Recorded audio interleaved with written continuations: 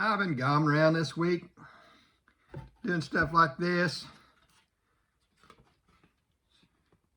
Some of you might recognize that as a pig, fish, duck, another duck. Been making things like that. I got a use for them eventually, I hope. And I started doing that today and decided I'd make a video. A week or so ago, I went to a place called Clayton, Indiana. During our 4th of July celebration and dinner that we had here, Dewana and Betty and I made a little plan. I'd been wanting to go to Clayton to look at some things that I saw advertised on Facebook Marketplace, and so since Clayton's not too far from her, we planned to get together and go there. Last week that happened. Betty and I got up early and went to Dewana's, picked her up, and we went down to Clayton, Indiana. You say, what? Where in the heck's Clayton, Indiana? Well, it's just a little burg. If you blink your eyes, you're going to miss it. It kind of reminds me of a book that Who's Your Author wrote. The man's name was Wendell Trogdon, and he wrote lots of books. Probably the most famous one in our county that he wrote was about Damon Bailey, but he wrote lots of different books, and he wrote a series of books about traveling back roads in Indiana. And the basis for that book was he just took off on a road at its origin, some state highway, and he followed it through from one end to the other, and he stopped at little country stores and antique shops and other places of interest and town squares, talked to people, made notes about the places he saw and the history of them and what folks had to say about them. It's a really enjoyable books to read because I like doing that. I like taking off down a road I've never been on and seeing what's down there. And Clayton's one of those kind of places. It's just a little place where there's not much there, but I went through there maybe 6 months ago on the way to another Facebook Marketplace quest. I bought a pie safe from a guy, and the address that he gave me was Clayton, Indiana. Turns out we went through Clayton, and we were a whole lot closer to Plainfield than we were at Clayton, so I'd have been better off just to go the familiar way I knew and made the trip shorter and faster. But GPS on Betty's phone sent us through Clayton, and on the way through there I saw some interesting places, tried to stop at them, but I couldn't raise anybody because it was the wrong day of the week and the places were closed. And ever since then I've been wanting to go back there and take a look at those places, and well, long story short, that's what we did. First place we went was the Tea House, or the Tea House restaurant, or I don't know what the name of the place really was, but it was a tea room. They sold lunch, and so we stopped there. It's right next door to where I was wanting to go, so we stopped there and had lunch. I can say this, it was the best lunch I ever ate in a tea room. So that's not totally misleading, I'm going to tell you that I had never eaten lunch in a tea room before. That's the nicest thing I can say about it. Best lunch I ever ate in a tea room, even though I'd never eaten in a tea room. I think the only other tea room I was ever in was that one that was upstairs in the Salem Antique Mall there on the square in Salem, and that antique mall's closed and the tea room's long gone. So I can't go back there and compare it to this tea room. Right next door to that was a place called Copper Top Customs. Copper Top Customs is an antique shop. I think it's actually an antique mall. I think it's run by a lady. She's a delightful lady named Cynthia. The guy's name is Jeff. Two delightful people, fun to talk with, knowledgeable about what they were doing and what was in their store, ready to negotiate and help you in any way they could. Really enjoyed our stop in there. I'm gonna go on down the road right now, but I'm gonna come back and talk about Copper Top Customs before I finish this video. These two businesses are on Highway 39, I think, State Road 39 there in Clayton. Just down the road from them, down the main street there, there's another place called JD's Man Cave. And JD's Man Cave wasn't actually open. It had a again, two businesses in one building, and the lady that runs the business adjacent to it, I don't remember what the name of it is. It's kind of a little consignment shop. And when we pulled into the driveway, wasn't even sure there was anybody there, the place was open or not. But through the front window, I could see a sign hanging in there that said Russell Stover's Candy. And my wife Betty, she really likes maple cream chocolates, and Russell Stover's makes a pretty decent one. So I thought, well, if nothing else, maybe I can buy Betty some Russell Stover's maple creams. So I got out and went in, and turns out that the Russell Stover sign that was hanging in there was an old sign that was hanging there from the ceiling. They didn't sell Russell Stover's candy. They just had an old Russell Stover sign. It was for sale. I asked about that, and it was a price that I didn't want to pay for something like that. But I talked to the lady there. She was another nice person to talk to and deal with. They had a little child's baby stroller there, the same stroller that somewhere I've got a picture of, I think it's Amy, but it might be Clint, in that stroller that we had when I was a boy and my younger siblings were babies in a stroller.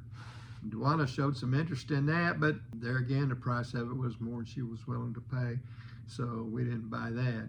Right next door in the man cave part, he has a boatload of gas and oil advertising, signs, cans, you name it, it's over there, and a lot of it really good, high quality stuff. But one thing, he wasn't there, and the other thing, I didn't see any prices that caused me to ask any more about the thing, because that stuff's more expensive than the kind of things that I usually buy. I usually buy, you know this from watching my videos, I usually buy old and crusty and rusty signs, not like new pristine ones, and I buy broken down things that have seen hard times. And he didn't have any of that kind of stuff over there, but he had a lot of really good stuff. I enjoyed looking at his merchandise before we left. We went on down the road and got on Highway 40 and headed toward Plainfield, I think. And not too far down the road, we found another little place called the Highway 40 Mercantile. Stopped and went in there. And again, a very nice, attentive, helpful lady working in there. And it was a little antique mall. All the booths, shall we say, were different vendors, and they had different types and array of merchandise. I saw several things in there that were priced same way I would price my stuff. I saw some things that were even a little more attractively priced than I would have priced them, and I tried to make a slight deduction on that price and made an offer on a couple of things, but I wasn't able to buy anything in there. But it was a good place. The lady gave us a free sample of some caramel candies that were made by somebody locally, and those were delicious. Her and my wife, they had fun ragging me. When I first came in, the lady said, "May I help you with anything? Help you find something?" And I said, "Yeah, actually, you could. Just make this visit short and sweet. I'm looking for the things that the owner mistakenly priced ridiculously low that I can buy at a bargain. I'm looking for the mistakes that the owner made when they priced their merchandise. If you'll point those out to me, I can save the search myself, and I'll just put those in a bag and we'll take them out." She laughed, and my wife called me a smart aleck, and she later on joined in by calling me a smart aleck. So anyway, we had that little bit of back and forth, and some other fun things in there. And they had some stuff in there that I liked, was interesting, almost bought some things, but wasn't able to pull the trigger. But it was a good visit, good place to stop. I'd recommend anybody stop there. We went on down the road then to Gilley's. I've been to Gilley's many times, and Gilley's is the biggest place with the most stuff in it of any place we were at on this particular day. I haven't been able to buy anything in Gilley's for a good while. I used to be able to go in that building they call the Red Barn, and they had broken down stuff and barn finds and unimproved, rusty, crusty broken things that I used to be able to buy in there years ago. In fact, probably 30 years ago, I had a booth there in Gilley's. It was part of the 4 booths that I ran a route on, from Bedford to Mitchell to Madison and then to Gilley's. It was the 4 booths that I had at that point in time. And I had a booth at Gilley's, and I used to go into Red Barn a lot and take a lot of stuff home out of there. But that place had changed some. I couldn't find anything like that in the Red Barn on this trip. I went upstairs there, and that was a mistake. It was a hot, humid day, and they don't have air conditioning up there, and I think I got a little touch of heat stroke up there. Later in the day, I felt kind of sick. I think I had a little bit of a fever. It was so hot. Don't go upstairs in the Red Barn when it's a hot, humid day. You'll regret that. But we made the tour around Gilley's again.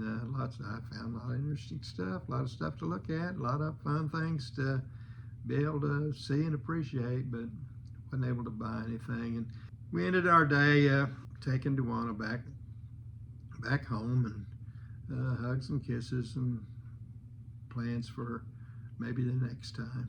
I promised you I'd get back to Copper Top Customs, and so I want to talk a little bit more about that visit. As I said, I met Cynthia and Jeff there, 2 wonderful people to deal with, and I managed to buy some things there. In fact, they had several things there that I was interested in. They had a big, I don't know what to call it. It looked like the side out of what had once been a barn. I'd call it a partition, I guess, a tall, wide thing constructed of old ship siding, vertical, and nailed with cross members, combatant board. And it was standing up outside next to the building. I asked about buying that.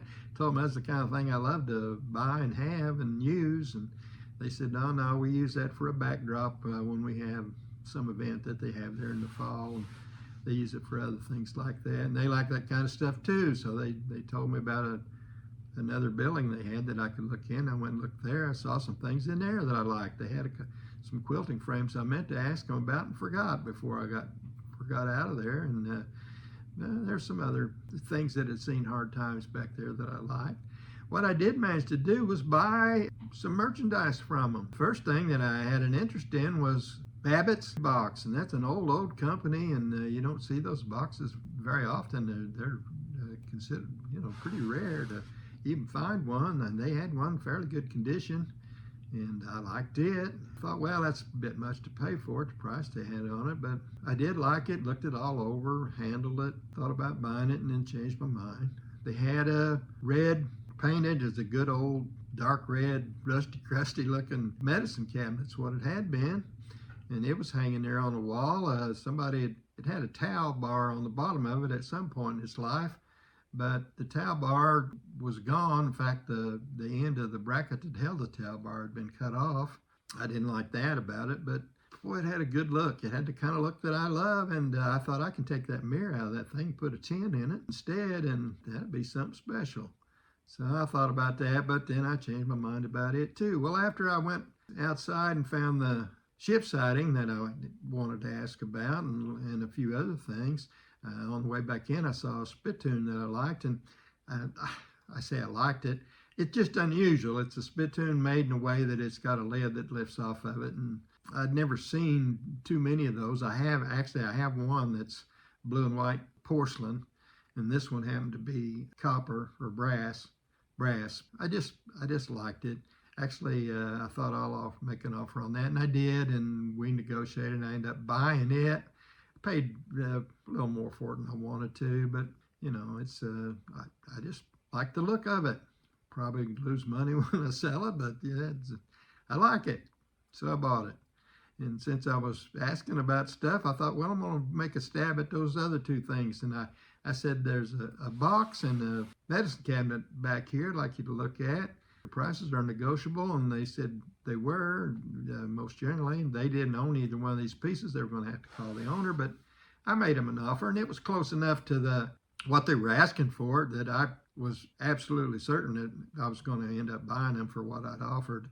I probably could have gotten maybe a little bit better price just asking them, but I'd rather make an offer than just ask somebody for their best price, because it aggravates me when somebody says, what's your best price? And then they just walk away. And, if they make an offer, then they've obligated themselves. And so I like to treat them the same way I like to be treated. So I made an offer, Both the offers I made weren't lowball offers. They were legitimate, within range offers that I expected the people to take. They called the people up, and guess what? They took my offer. I ended up buying both of those things. In fact, over my left shoulder here in this video, you can see that I think both of them things are sitting back there. The medicine cabinet and that box is standing on end back there. You probably can't see it really well, but I might show you some pictures of it in the video later. The little cabinet's standing up by itself, and it is because I went ahead and cut the rest of what held the towel rack off of it on the bottom. Now it'll sit on a table or a shelf by itself, or you can still hang it on the wall. I was going to take that mirror out of it and put a tin in it, but when I tried to take the mirror out, I couldn't get the mirror out. It wasn't in there the way I thought it would be, and it wasn't going to come out easily. Now the easy way to do it, just take a hammer and break it. The mirror's not a very good mirror anyway. Just take a hammer and break it, but I'm too superstitious to do that.